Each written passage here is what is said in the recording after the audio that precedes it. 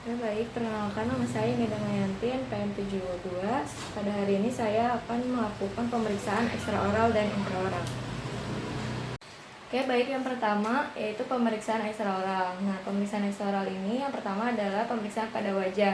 Nah, jadi operator menginspeksi dengan cara operator berada di depan pasien dan pasien diinstruksikan untuk duduk tegak dan pandangannya lurus ke depan.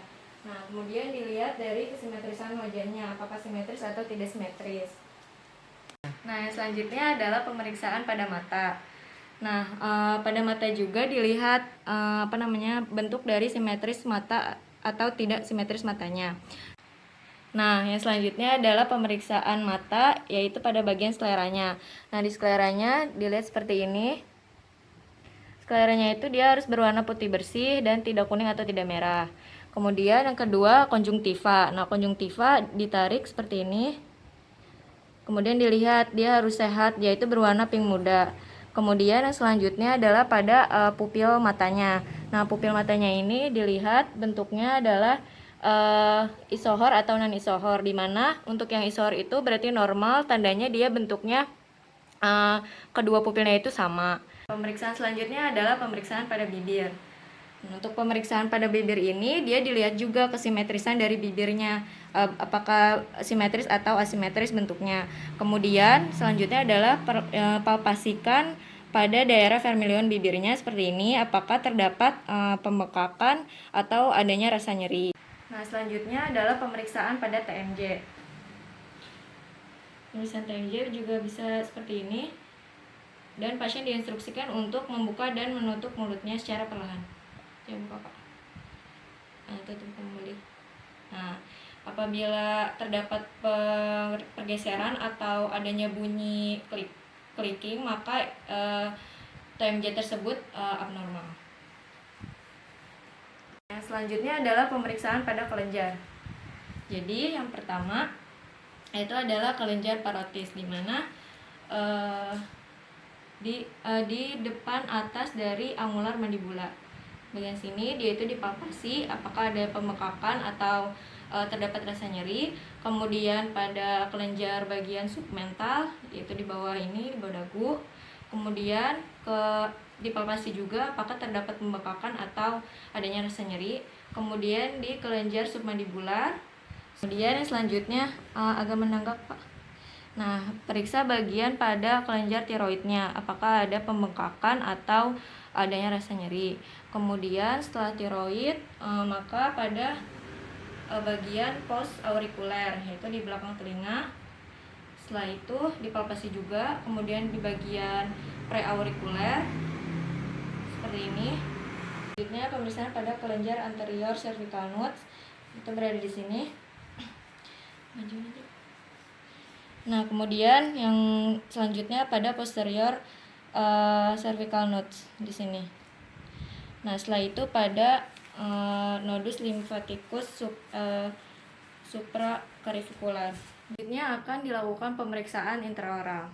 Nah, pertama-tama pada pemeriksaan intraoral ini pasien diinstruksikan untuk berkumur-kumur terlebih dahulu. Nah, selanjutnya dilakukan pemeriksaan pada gingivanya terlebih dahulu. Buka mulutnya, Pak. Maaf ya. Dilihat seperti ini gingivanya, apakah ada pembengkakan, inflamasi ataupun adanya ulcer. Seperti ini. Nah, selanjutnya pemeriksaan pada mukosa labialnya. Dilihat di mukosa labial bagian rahang atas seperti ini, ditarik ke atas dan ke depan. Nih, dilihat apakah ada ulcerasi atau adanya pembengkakan. Kemudian gitu pula dengan mukosa labial yang rahang bawahnya seperti ini. Nah, selanjutnya akan dilakukan pemeriksaan pada mukosa bukalnya. Maaf ya, Pak. Nggak sama nggak, Pak? Nah, seperti ini. Diperiksa bagian mukosa bukalnya.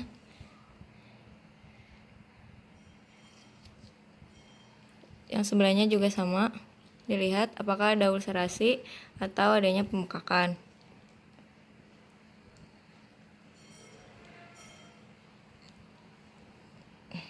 Selanjutnya akan dilakukan pada pemeriksaan palatum durum dan palatum mole.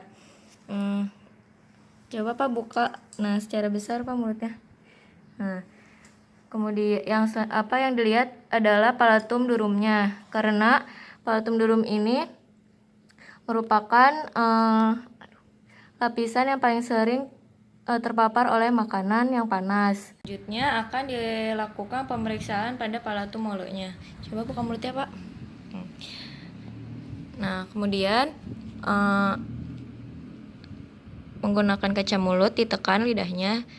Coba Pak ucapkan A sebanyak 3 kali. A, A, A. Dah. Selanjutnya adalah pemeriksaan pada frenulumnya. Jadi untuk frenulum, tarik lagi bibir bagian bawahnya seperti ini. Dilihat frenulumnya digoyangkan ke kanan dan ke kiri. Begitupun untuk yang rahang atasnya, diangkat ke atas dan ke depan. Dilihat frenulumnya. Nah, selanjutnya adalah pemeriksaan lidah. Coba Pak buka mulutnya dan julurkan lidahnya. Nah, menggunakan kasa seperti ini, kita lihat lidahnya. Lihat bagian sebelah kiri dan kanannya seperti ini. Selanjutnya adalah pemeriksaan pada dasar mulut. Nah, pemeriksaan dasar mulut seperti ini. Diraba bagian dasar mulutnya apakah ada pembengkakan atau tidak. Nah, yang selanjutnya adalah pemeriksaan gigi gerigi. Untuk pemeriksaan gigi gerigi, ya Pak coba buka mulutnya. Kemudian diselusuri menggunakan kaca mulut untuk melihat adanya karies ataupun adanya tambalan ataupun adanya bagian yang lainnya. Untuk menilai adanya kalkulus atau plak